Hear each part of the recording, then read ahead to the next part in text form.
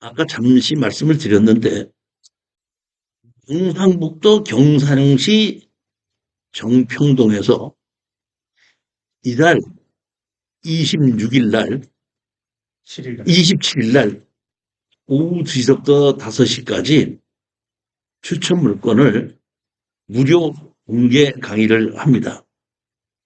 여기는 경산에 있는 센 부동산이라는 것을 학원을 만들었는데 이분 참 대단하시더라고요. 이분은 서울에서 저 추천 물건 강의를 들으신 분이에요.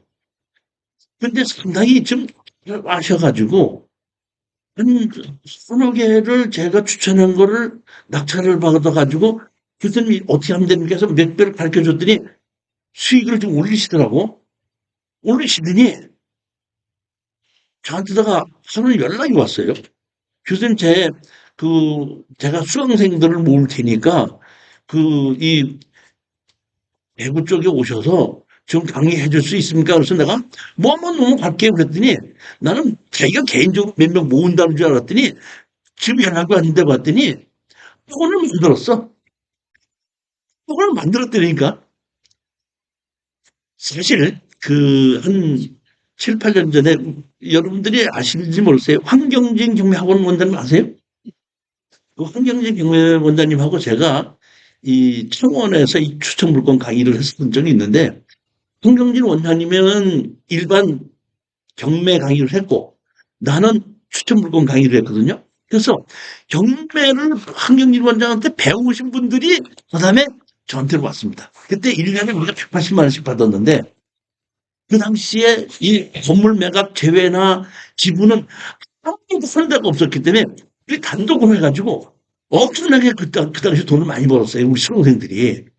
그래가지고 10명, 90명이 넘는 추천권 강의가 들어오면서 나중에 100몇십 명까지 막 들어와갖고 내가 상경님 원장님한테 그만 좀 받으라고. 이게 더 받으면 안 된다. 그럴 정도까지 많이 받았을 적이 있었는데 그 당시에 보게끔 되면 대부분이 뭐냐면 신경진 경매 원장님한테 다 일반 경매 강의 듣고 그 다음에 저한테 다시 등록해서 특수 경매 강의를 한 겁니다. 그러다 보니까 신경진 원장님 경매 강의도 수강생이 많이 오고 이 사람들이 또 옮겨서 나한테 오다 보니까 많아지고 거기는 3개월에 40명씩 뽑았는데 나는 1년씩을 강의하다 보니까 3개월에 한 번씩 끝나신 분들이 한 40명이 끝나고 나한테 오다 보니까 넘어가다 보니까 내가 이게 100명 넘어가면 이거 부담이 너무 내가 감당을 못 합니다. 이거 물어보고 다 못 하니까 이걸 더 이제 조금 좀 줄여서 좀 뽑고 조금 좀 자제해서 뽑으셔야 됩니다. 이렇게 했던 적이 있는데 여기 이제 그 광산에서 또 새로 이렇게 강의하는데 제가 물어봤더니 그 대구에서 강의하시는 분을 모셨다고 그러더라고요. 그래서 일반 그 경매 강의를 하는데 지금 제가 보면 거기 강의장을 낸 것이 한 달? 한 달 정도? 한 두 달? 내가 이제 사업자 등록증 내고 엊그저께 교육청에서 뭐 왔다 갔다 하고 한 달 보면 그 정도밖에 안 된 것 같은데 벌써 한 10명 정도가 등록해서 다니고 있다고 해서 왜 그러냐 그랬더니 이쪽 경산 이쪽에서는 경매 학원이 없다고. 그래서 여기 오니까 잘 온다고 그래갖고 그럼 한번 가봅시다 해가지고 여기 가서 이제 제가 공개 강의를 한번 이렇게 이야기된 겁니다. 26일이야? 그럼 내가 이거 잘못 쓴 거네. 여기 문의가 010-2364-2983으로 여기에 이제 강의장을 운영하시는 분 핸드폰이기 때문에 이쪽으로 문자를 보내서 예약을 한번 드립니다. 세 번째 물건을 보시겠습니다. 수원지방법원의 2024-5577 임의경매입니다. 이것은 공장인데 화성시 장안면 수촌리 745-9, 745-12는 도로 지분입니다. 공장 용지가 약 645평, 도로 지분이 4.99평, 공장이 149.74평 이렇게 돼 있고 공장 자체는 작은데 바깥에다가 전부 다 파이프로 만들어서 천방을 쳐놓고 운영하고 있더라고요. 농업법인이 2016년 사연 승인을 받았고 1순위, 2순위가 부산은행으로서 17억 3천만 원이 근저당 설정이 됐고 3순위 농업의 가압류가 얼마로 됐냐면 2억 7천이 되어 있습니다. 대항력 없는 임차인 보증금이 지금 7천만 원이 되어 있습니다. 부산은행에서 청구한 청구 금액이 지금 16억 원입니다. 최저가가 지금 얼마로 하죠? 9억 4,800만 원입니다. 자, 한번 보시겠습니다. 여기 보시면 감정 가격이 얼마였었냐면 여기 보면 19억이었었죠. 19억인데 지금 9억 4,800만 원까지 하락했는데 누군지는 몰라도 여기 보시게끔 되면 15억에 누군지 낙찰을 받았었죠. 낙찰을 받았다가 미납을 했습니다. 미납을 해서 13억까지 하락해서 지금 9억 4,800원까지 하락을 했는데 아무 문제도 없이 잔금을 미납했기 때문에 여기 보면 입찰 보증금을 20%로 내기로 되어 있습니다. 땅 감정 가격이 얼마죠? 땅 감정 가격이 15억입니다. 그러니까 우리가 9억 4,800짜리를 10억 주고 낙찰 받는다 그래도 땅만, 건물은 빼놓고 땅만 가져도 한 5억 원은 싸게 사는 거다. 이렇게 생각하시면 됩니다. 근데 저는 이거를 MP로 사자야 되는 얘기입니다. 자, 그러면 아까 청구 금액이 얼마였었죠? 청구 금액이? 네, 보십시오. 청구 금액이 16억이죠. 그럼 16억을 받을 돈이 있는 거를 우리가 MP로 사는데 얼마에 사느냐 이거예요. 지금 최저 가격이 얼마죠? 9억 4,800. 전 가격이 얼마죠? 13억 5,400만 원이다. 즉, 이 16억을 우리가 매입하는데 최대로 주는 건 먼저 가격 13억 5천 주고 사는 거고 최저로 산다면 9억 4,800만 원 주고 사는 겁니다. 최저로 산다고 하면은 그러면 대부분이 이거를 내가 13억 주고 사도 돈이 된다 그러면 전 가격을 신청해서 해도 되고 그렇지 않고 13억과 9억 4,800의 중간 가격을 제시해도 됩니다. 그러면 여러분들이 제가 이거 MPL에 대해서 오늘 자세히 설명드리는데 여기 MPL을 여러분들이 직접 가서 이걸 얼마에 쓸 거다 팔 거다 이런 얘기를 하지 마시고 저한테다가 내가 현장을 가서 다 봤더니 이거 한 12억 정도, 13억 정도만 사도 내가 돈이 될 것 같으니까 13억 정도에 쓰게끔 해주십시오 하고 저한테 만약에 얘기를 하신다 그러면 제가 아는 그 MPL 회사에다가 연락을 해서 13억까지 한번 출하해봐 달라고 부탁을 하는 겁니다. MPL 회사에서 출하하면은 13억에 살 수도 있고 14억에 살 수도 있고 12억에 살 수도 있다고 가격이 나오지 않습니까? 그러면 그 가격을 가지고 검토를 해보고 돈이 되겠다고 하면은 정식으로 그 MPL 회사한테 이걸 사십시오 하고 계약을 하고 이제 MPL 회사가 사줘야 되는 거니까 그 MPL 회사하고 계약을 하고 일정 부분의 수수료를 주고 우리가 낙찰을 받게끔 하는 건데 판단한 겁니다. 돈을 받을 게 지금 얼마죠? 16억이죠. 그럼 16억을 받는 거죠. 그러면 예를 들어보겠습니다. 우리가 16억을 얼마를 주고 샀다고 가정해? 12억 주고 샀다고 가정하십시다. 16억짜리를 12억 주고 샀습니다. 그러면 우리는 받을 수 있는 금액을 16억 주고 산 거죠. 그럼 어차피 12억 주고 샀다고 하더라도 우리는 받을 금액 16억에 입찰에 들어갈 수가 있죠. 들어가서 그거하고 상해 변제하든지 내고서 다시 돌려받으면 되는 거니까. 용돈이 있으니까. 그렇지 않습니까? 그럼 16억을 주고 낙찰을 받았단 말이에요. 그 낙찰을 받았으면 내 돈을 다 내야 돼, 대출 받아야 돼. 대출 받죠. 그러면 낙찰 대금이 얼마죠? 16억이죠. 그럼 내가 법인을 가지고 정상적인 법인 갖고 낙찰 받아서 낙찰 대금에 예를 들어서 70%를 대출해 준다 그러면 16억에 70%면 얼마죠? 얼마? 12억. 그럼 내가 이거 12억 주고 샀어.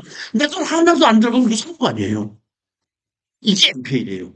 그 다음에 수면 운영하다 하는 겁니다. 그렇죠? 그럼 판서만 뭘 내야 되죠? 양도소득세 내죠. 그러니까 우리는 얼마 주고 샀죠?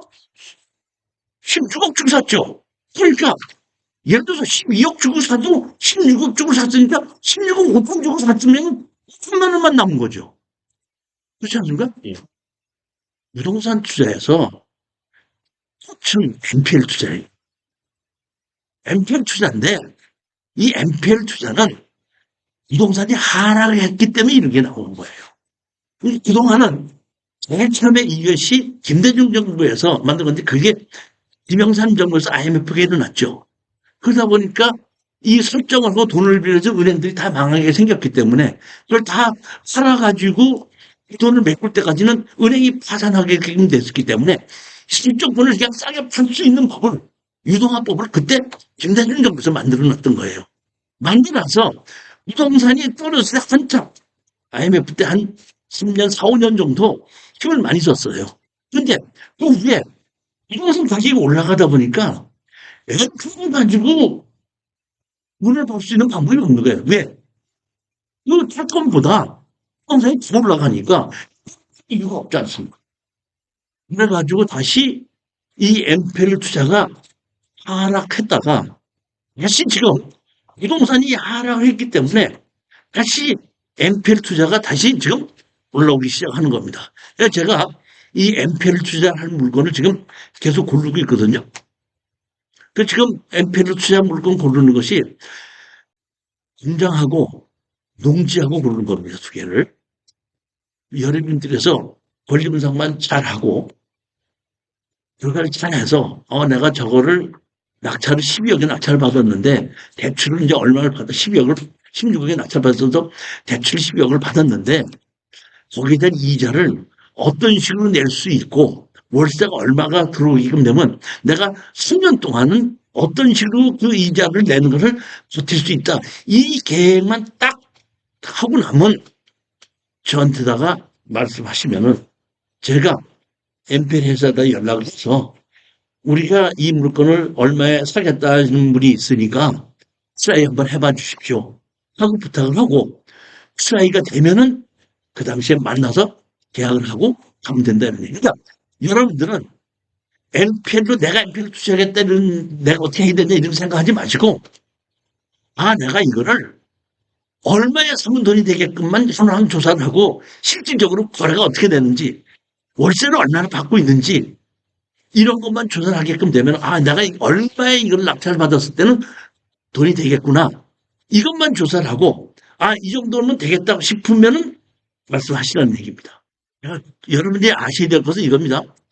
청구 금액이 얼마인지 지금 최저 가격이 얼마인지 전액 가격이 얼마인지 그러니까 결국은 이 MPL로 사는 그 물건의 그 가격은 전액 가격과 현재 가격의 중간이 정해지는데 전 가격 준다면 무조건 팝니다. 제가 전 가격 준다고 해가지고 여태까지 예전에 MPL 못 산 적은 없습니다. 그러니까 시작은 전 가격을 주고 사도 돈이 되겠는가를 시작하게끔 되고 전 가격보다는 얼마나 좀 싸야 되겠다고 하면서 싸게 중간 가격으로 시작을 해서 그래도 전 가격까지는 우리가 끊어줍니다. 그러면 전 가격을 끊어도 돈이 좀 되겠다 싶을 때는 한번 해볼만 하다 이런 뜻입니다. 지금이 다시 MPL 투자 기회가 온 겁니다. 지금. 자, 그럼 이것도 한 2, 3년, 3, 4년 부동산 경기가 이렇게 하락했을 때 그때 잠깐 기회가 오지 않을까 이런 생각을 하는 겁니다.